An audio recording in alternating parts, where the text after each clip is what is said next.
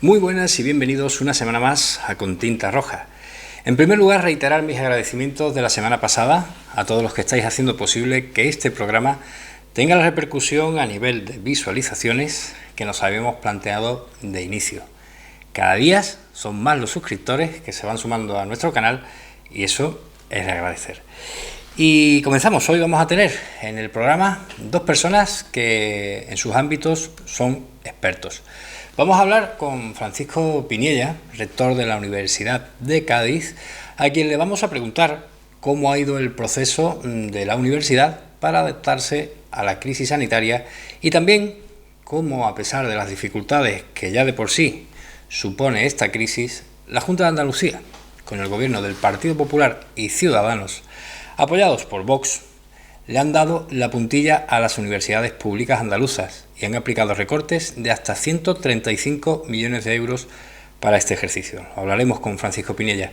Y también hablaremos en el programa de hoy con Araceli Orozco, miembro del Café Feminista de Cádiz, porque nos interesa saber qué están impulsando en estos momentos desde el colectivo y también porque han sido y están siendo el foco de todas las críticas de las derechas de este país por la manifestación del 8M.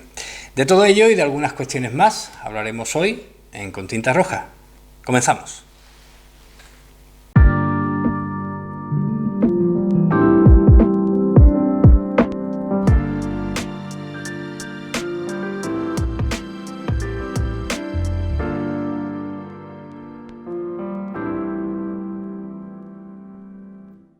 Pues contamos ahora con la presencia de Francisco Piniella, rector de la Universidad de Cádiz. Muy buenas. Hola, o buenas tardes. Buenas tardes. Muchas gracias, Francisco Piniella, por estar con nosotros. Bueno, vamos al grano porque sabemos que está muy liado como siempre, porque hay muchas cuestiones que tiene que atender.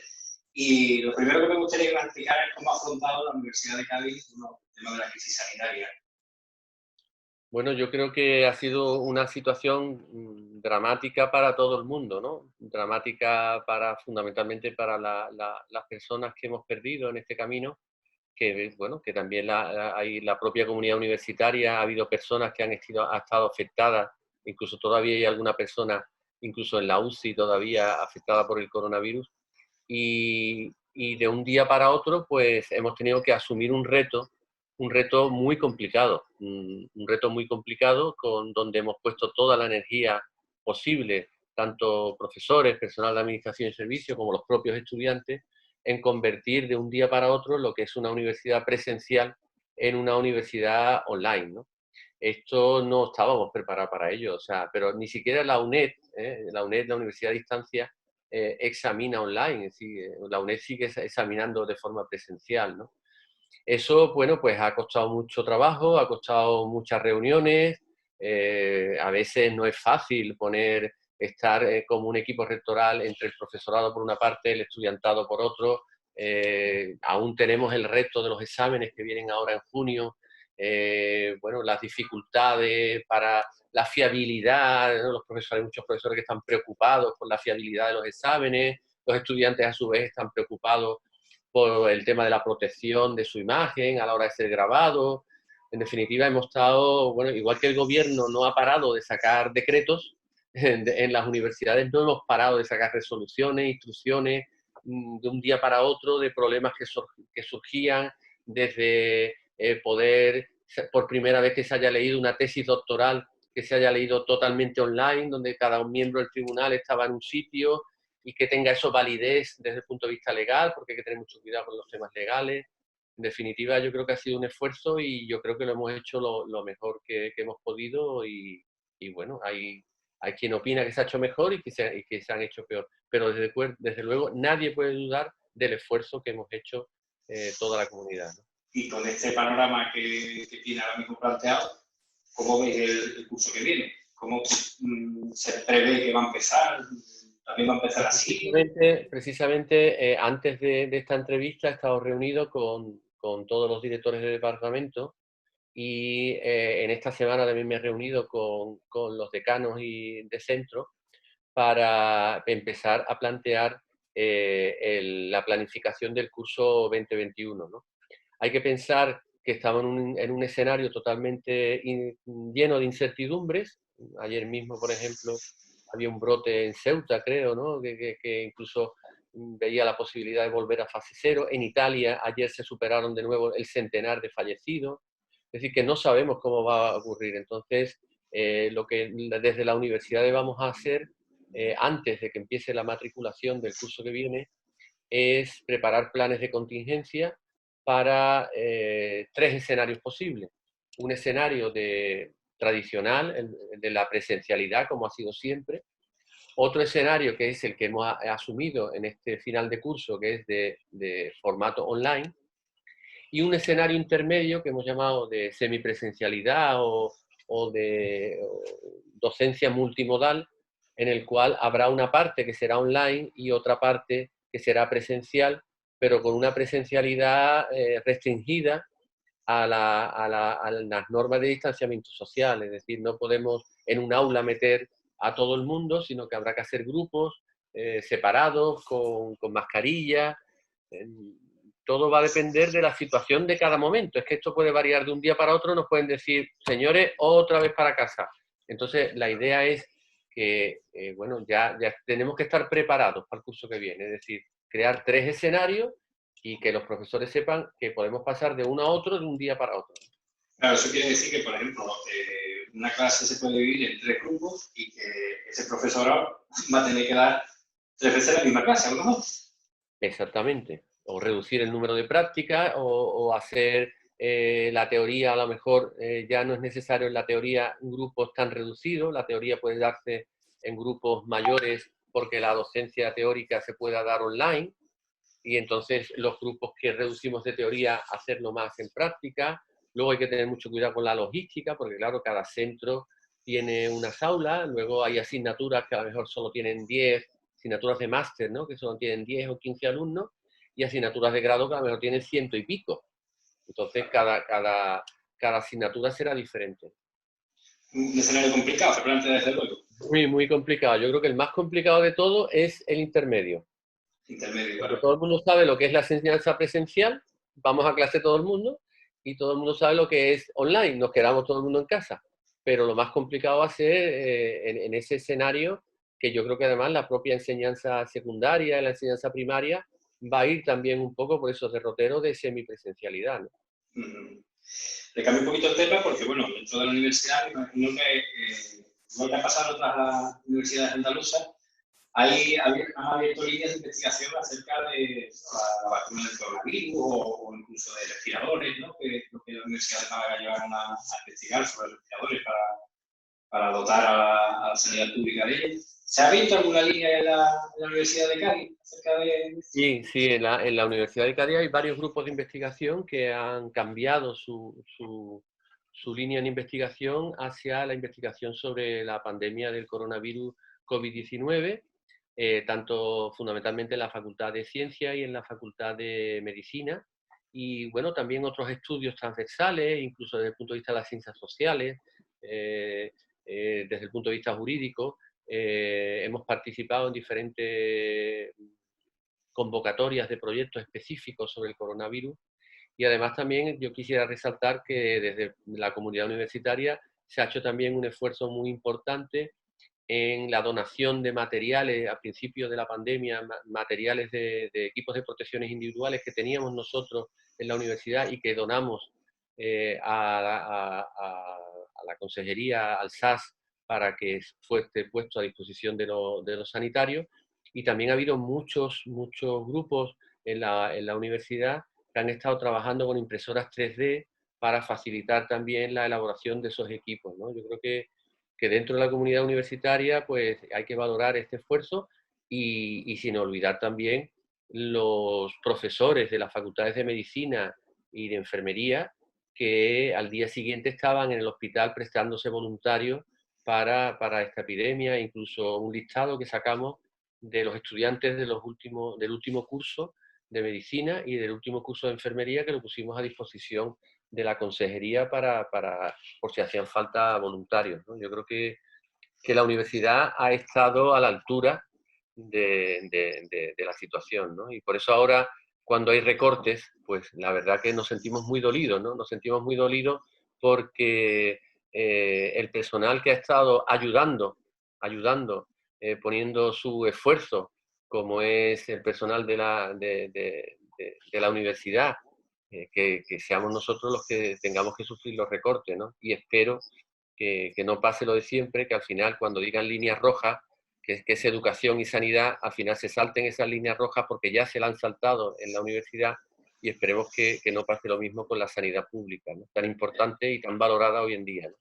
Eso le iba a preguntar precisamente acerca de esos recortes, porque tengo entendido que han tenido una reunión con la Junta de Andalucía donde parece ser que va a haber un ajuste presupuestario en el que van a hacer uso, ¿no?, de un remanente que tiene la universidad, y pretenden, no sé cómo habrá quedado la reunión, por lo que le pregunto, pretendían, ¿no?, si tengo entendido, que se repartiera ese remanente de todas las universidades para cubrir los gastos del resto, ¿no?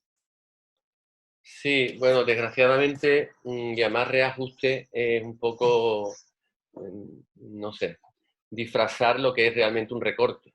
Es decir, es un recorte de 135 millones de euros, ¿no? Por explicar un poquito, porque es un tema complicado, ¿no? Y a veces, pues, en los medios, pues, no se utilizan bien los términos. Las universidades, a lo largo de estos últimos cursos, pues, han acumulado un presupuesto que no se cierra, que no se gasta, por decirlo de alguna manera, y eso va a lo que llaman los remanentes. De forma que las universidades van creando un remanente que es como, si habláramos a nivel de economía familiar, pues un ahorro, ¿no? Un ahorro que uno tiene en su hucha, ¿no? O un plan de pensiones, como quiera llamarlo, ¿no? Esos remanentes pues sirven para tener tesorería. Es decir, para que, por ejemplo, cuando hay un proyecto de investigación, algunos que son hasta de 1 millón de euros, que vienen que vienen a la universidad, pero que son concedidos, pero todavía no viene el dinero. Entonces, para empezar a trabajar, hace falta que ese dinero salga de esa liquidez, de esos ahorros, para poder funcionar, ¿no? O a veces las partidas no llegan de la Junta y hay que adelantarlas. Es decir, que es un tema necesario esos remanentes. Es decir, que eso no... bueno, pues el año pasado, con el nuevo gobierno de la Junta de Andalucía, nos pidieron que parte del presupuesto no lo iba a poner la Junta, sino que lo íbamos a poner nosotros de esos remanentes. De forma que el conjunto total de la Universidad Andaluza el año pasado tuvo que sacar de esos remanentes 40 millones de euros. Pero es que este año nos piden 135 millones de euros. Y desgraciadamente es una medida que se ha tomado sin consultarnos a nosotros. Es decir, las reuniones que estamos teniendo con el consejero no es para negociar. O sea, es que ya está aprobado en Consejo de Gobierno, ¿no?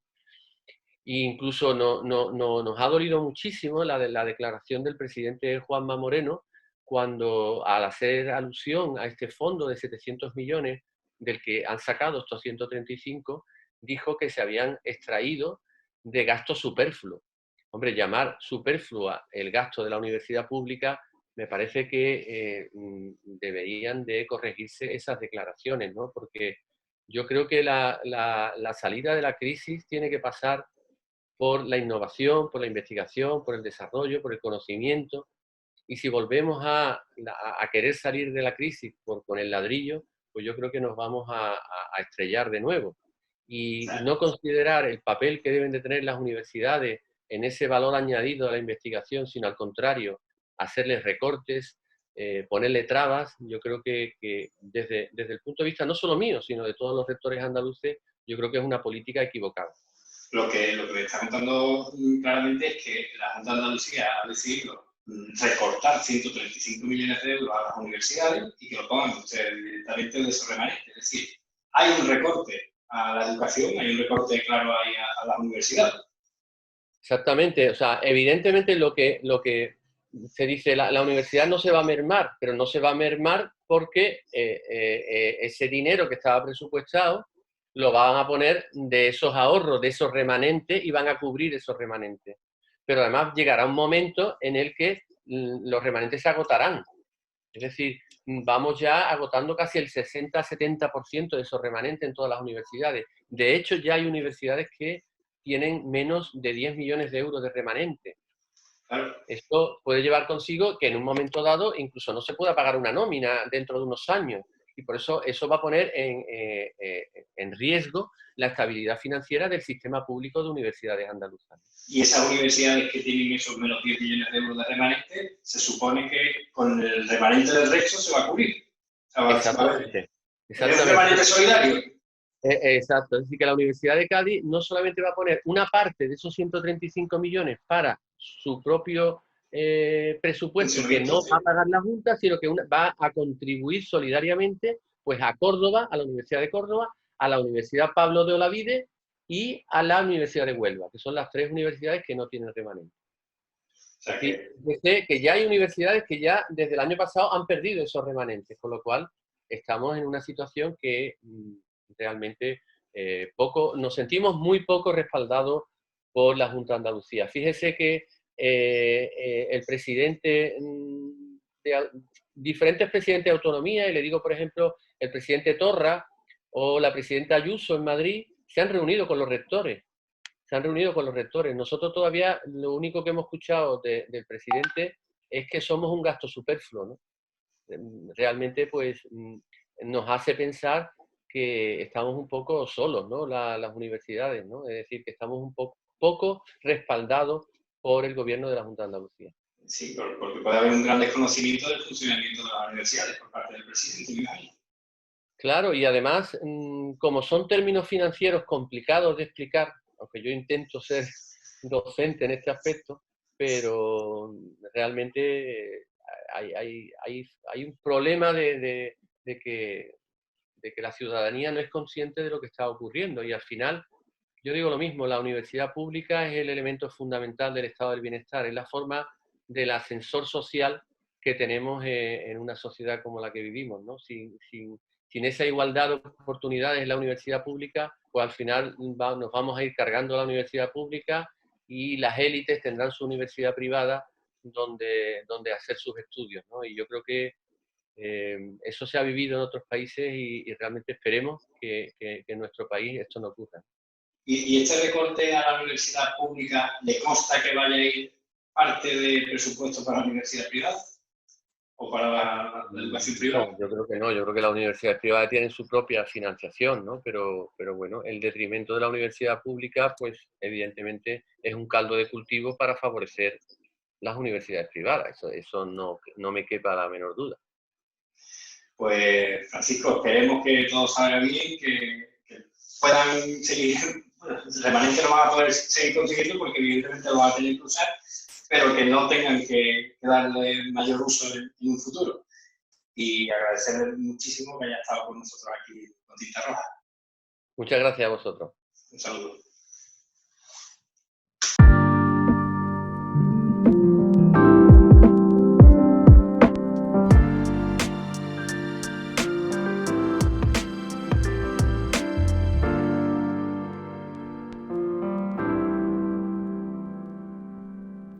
Contamos con la presencia de Araceli Orozco. Muy buenas, Araceli. Muy buenas, Luciano. Muchísimas gracias. Ella es miembro del Café Feminista y precisamente por ello pues, la tenemos hoy aquí. Para que nos cuente un poco, bueno, pues, cómo surge la creación del Café Feminista y qué objetivos tiene.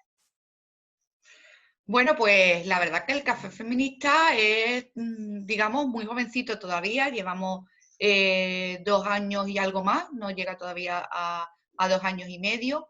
Y bueno, surge por la iniciativa de algunas mujeres en Cádiz que ya interveníamos en el movimiento feminista a otros niveles, como por ejemplo, pues coordinábamos las actividades del 8M, del primer 8M hace ya 3 años, y vimos la necesidad de que en Cádiz pues necesitábamos un colectivo feminista que interviniera en todos los aspectos sociales que tienen que ver con la gestión de todo lo que es el feminismo y la mujer, y nos pareció una buena idea porque además veíamos como en otras ciudades había este tipo de colectivos que estaban impulsando pues todo lo que es el 8M, ¿no?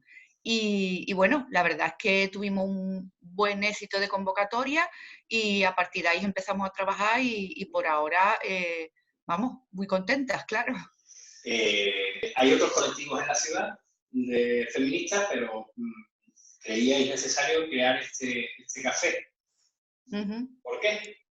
Pues porque además estábamos en un momento en que el movimiento feminista había renovado el impulso, ¿no? El 8M, creo que eso lo sabemos todos, ¿no? Que desde hace unos años estaba en auge lo que es el movimiento, y a pesar de que había otros espacios con los que nos coordinamos, porque tengo que decir que el café está dentro de una coordinadora con otros colectivos y asociaciones de mujeres y feministas en Cádiz, pero bueno, queríamos un poco, pues, hacer algo con la perspectiva que teníamos nosotros, ¿no? Porque el café, pues, tiene ciertas particularidades, no es una asociación, es un colectivo, nos relacionamos de forma no jerárquica, somos muy horizontales y bueno, buscamos también intervenir de una forma activa en todo lo que es la política de la ciudad y todo lo que tiene que ver con la mujer, y no con la mujer, todo lo que realmente en verdad,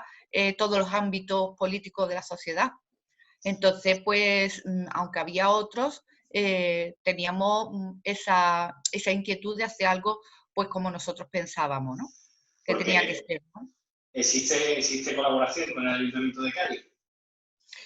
Colaboración directa no existe. Nosotros nos relacionamos con el ayuntamiento y aparte también somos un foco crítico con el ayuntamiento, ¿no?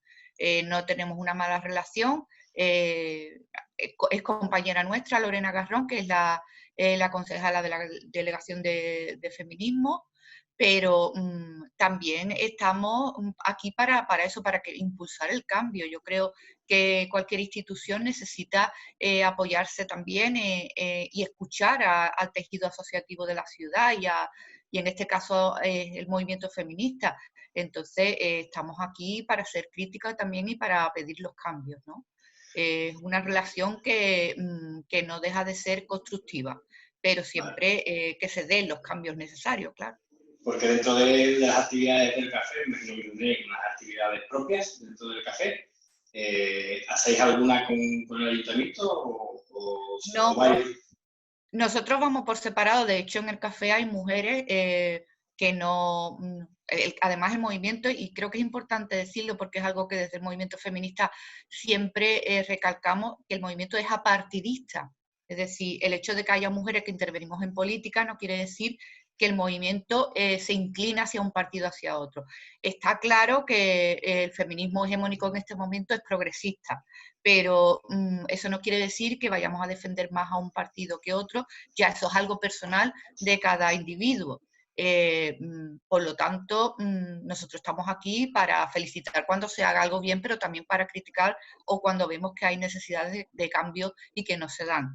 Creo que es que debe ser así, ¿no? Si no, nuestra función no valdría la pena, ¿no? El hecho de que podamos o defendamos un feminismo de clase, un feminismo progresista, porque hay diferentes feminismos, no quiere decir que el partido que esté gobernando ahora mismo en la ciudad podamos tener una línea más cercana, pero no quiere decir que por eso no hagamos las críticas que tengamos que hacer, por supuesto.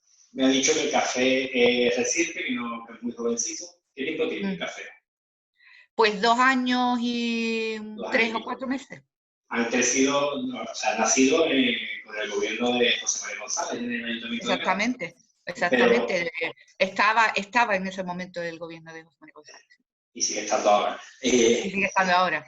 Y espero que el café siga después cuando no esté José María González, vamos. Claro, entonces, nació para eso. La pregunta que iba a hacer era en relación, claro, si habían notado cambios de un gobierno a otro, porque claro, el café es reciente, pero bueno, personalmente, ¿se han notado cambios en la Fundación de la Mujer con respecto a un gobierno anterior con el de José María González? A ver, ha habido cambios.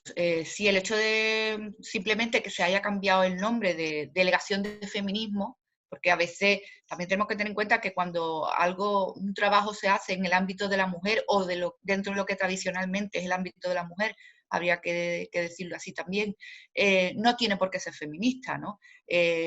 Ahora ha habido ciertos cambios. Vemos que, por ejemplo, pues mujeres como yo, que llevamos más tiempo dentro del movimiento feminista como activas, ¿no?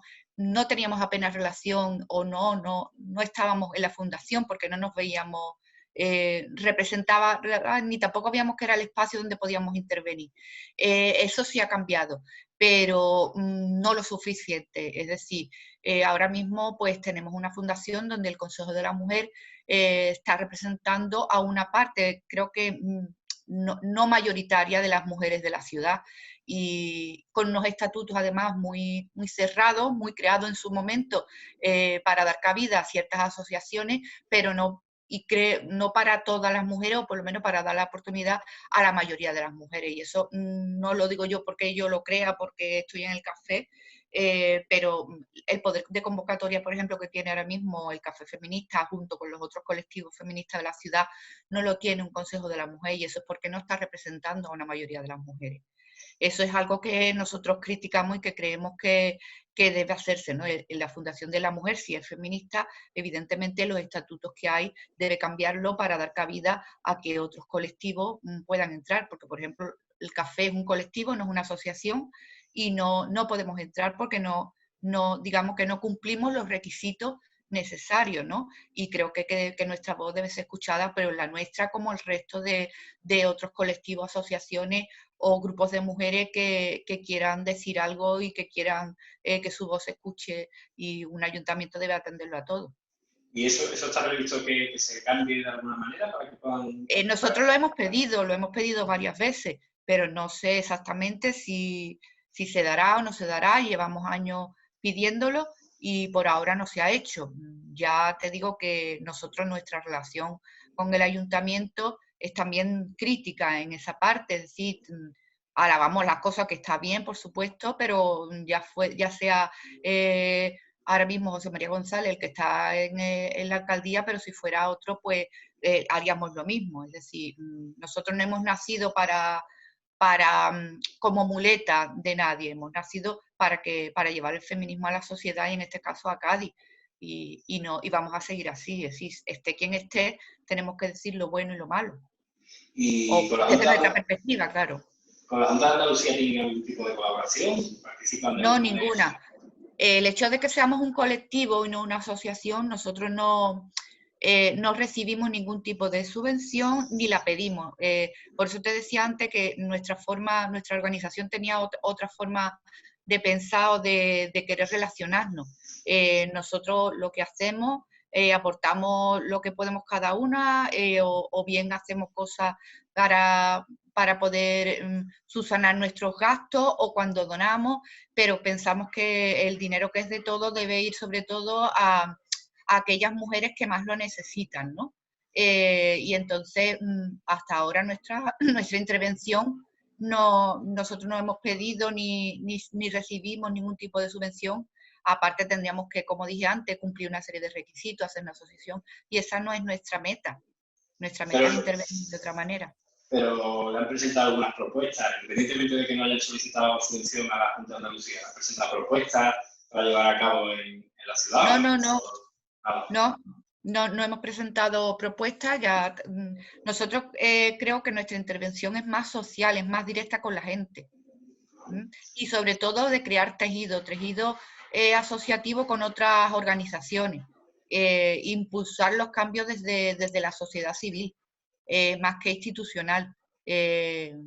Hacemos más ese trabajo y tener siempre pues esa postura de crítica constructiva y de llevar la voz del feminismo de la calle a todas partes, y sobre todo también pues que nos escuchen desde las instituciones. Y con respecto a la Junta de Andalucía, que también ha habido un cambio de gobierno recientemente, ¿se han notado cambios de política de igualdad? Evidentemente, desde el cambio de gobierno, ¿no? de PP Ciudadanos, y apoyado por Vox, evidentemente todo lo que es colectivo y asociación feminista y el movimiento feminista en general, hemos sido la punta de lanza ahí. Hemos estado además muy pendientes porque sabíamos, nada más que en las propias declaraciones de las personas que ejercen además direcciones en esos partidos, sabía que íbamos a estar ahí en su diana, ¿no? Y por ponerte un ejemplo, evidente que ha sido algo que ha pasado últimamente, muchas asociaciones que sí piden subvenciones y que sí trabajan con ese dinero, y ese dinero va a parar a mujeres que son vulnerables o que están en un estado precario o que se necesita una intervención con ellas de otra manera, y que a nosotros nos parece bien, aunque nosotros no lo hagamos, pues no han recibido este año, se han quedado fuera de ese reparto, y por lo tanto eso va ahí en detrimento de todas esas, de esas acciones y ese trabajo que hacen con las mujeres al día a día, y que es tan importante, ¿no? Ahí ya te das cuenta que políticamente había un cambio importante. Y bueno, de hecho hubo una manifestación en Sevilla pues reclamando que ese reparto no había sido justo, que tenía además un interés partidista, y que al final, bueno, las que se ven afectadas son las mujeres con las que esas asociaciones trabajan, y que bueno, y que de un día a otro pues se ven que no tienen el sustento y no tienen el dinero pues para intentar intervenir en esos asuntos, ¿no? Que a veces son además muy, muy dolorosos. Habla de manifestaciones, curiosamente la extrema derecha y la extrema derecha la acusan al movimiento feminista del 8M de ser el epicentro, ¿no? de la expansión del virus que tenemos ahora mismo. ¿Qué opinas de todo esto? Es que además eso es un ejemplo de lo que decía antes, ¿no? Del gobierno ahora mismo en la Junta, ¿no?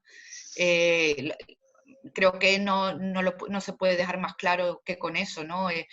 Sabemos que esos partidos nos tienen en el punto de mira, supongo que porque apuntamos a sus políticas, y es evidente, o a las políticas que ellos defienden, muchas de las políticas que ellos defienden. Y bueno, pues ayer mismo de las compañeras de Madrid del 8M sacaron un comunicado a la prensa en donde destacaban eso, y además pues hablaban que están recibiendo mucho, se sienten un poco pues maltratadas en ese sentido, porque es que realmente la manifestación del 8M se dio en muchas ciudades, yo diría que en la mayoría de las ciudades de España, y en todas las ciudades de España, pues por desgracia, y en algunas por suerte, como por ejemplo puede ser Cádiz, el coronavirus no ha tenido la misma repercusión. Por lo tanto, echar la culpa al movimiento, echar la culpa a la manifestación de lo que ha sucedido es que me parece vergonzoso. Aparte, se está utilizando el movimiento además para ir en contra del delegado del gobierno, y las compañeras de Madrid, pues además, incluso dentro del confinamiento, se han sentido pues incluso utilizadas, ¿no? En ese sentido, porque como ellas mismas han dicho en el comunicado, pues obligándolas a ir a declarar para el juicio, y bueno, es que al final nosotras no entramos en eso, no queremos entrar en los juegos partidistas. Nosotros defendemos lo que defendemos, que creo que es claro, y que aparte de eso, pues creo que es vergonzoso intentar pues utilizar una vez más todo lo que es las víctimas, ¿no? Que es algo que la derecha suele, por desgracia, hacer muchas veces, utilizar las víctimas pues para hacer política, y eso para nosotras ahí no vamos a entrar, desde luego. Vale, ya para finalizar, me gustaría preguntarle, bueno, estamos en la situación en la que estamos, ahora mismo aquí en Cádiz todavía estamos atravesando la fase 2, pero bueno, ¿tenéis previsto algunas actividades de cara a cuando pase y cuando ya entremos en la nueva normalidad? Nosotros es que no hemos parado, Luciano, realmente, porque durante el confinamiento y con lo que ha pasado, realmente a las mujeres también, al ser las que estamos en estado más precario, por ejemplo, en el ámbito laboral, esto nos ha afectado mucho más. Por lo tanto, durante este tiempo también hemos tenido que intervenir, incluso haciendo donaciones a colectivos de mujeres que se han visto pues muy perjudicadas por esta situación, ¿no? Mujeres que trabajan, por ejemplo, en el sector de la limpieza y en otros ámbitos que ya su situación de por sí es precaria, y que con esto pues solamente lo ha agravado más.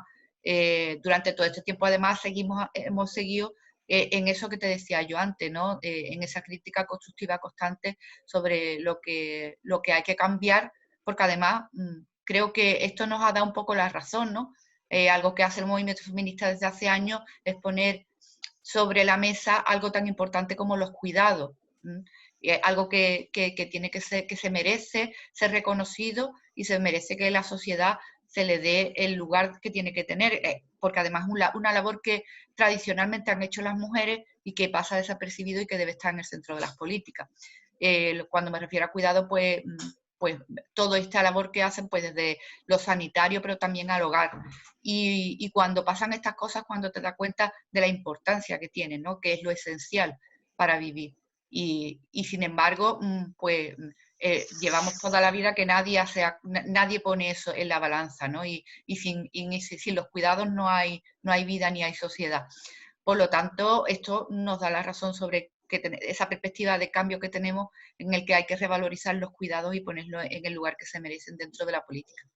Y por otro lado, pues realmente estamos preparándonos, porque vemos que lo que viene ahora va a ser difícil, entramos en una crisis sin haber salido de la otra, y creo que ahora mismo tenemos que estar más unidas que nunca, porque lo que nos queda es fuerte, y para seguir pues reclamando que se den los cambios necesarios a nivel institucional, y nosotros pues, impulsando desde fuera, ¿no? Impulsando desde lo social, desde las calles. Y por lo tanto, nosotros además hacemos formaciones y queremos retomarlas. Eso sí, no hemos podido hacerlas durante este tiempo, las formaciones, aunque si no, por este medio hemos tenido reuniones telemáticas, pero queremos volver a tener formaciones, que creemos que es muy importante. Hay poco conocimiento aún del feminismo, todavía hay quien se cree que el feminismo es lo mismo que el machismo, pero al contrario, y no es así. Y por lo tanto, lo que estamos un poco, pues eso, preparándonos para lo que venga, estar ahí más fuerte que nunca y salir a las calles a reclamar pues todo lo que es servicios públicos, y además coordinando, como digo antes, que nosotras tejemos una red asociativa con todos los demás colectivos de la ciudad y de fuera de la ciudad, pues para unirnos todos y defender lo público y defender los derechos sociales y todo lo que pueda estar en peligro ahora, por desgracia. Pues perfecto, Araceli, muchísimas gracias por estar con nosotros. Nada, a ti, espero haberlo hecho lo mejor posible. Así es. Te plazo para una siguiente, cuando ya pase todo esto, ¿vale? Muchísimas Perfecto. Gracias.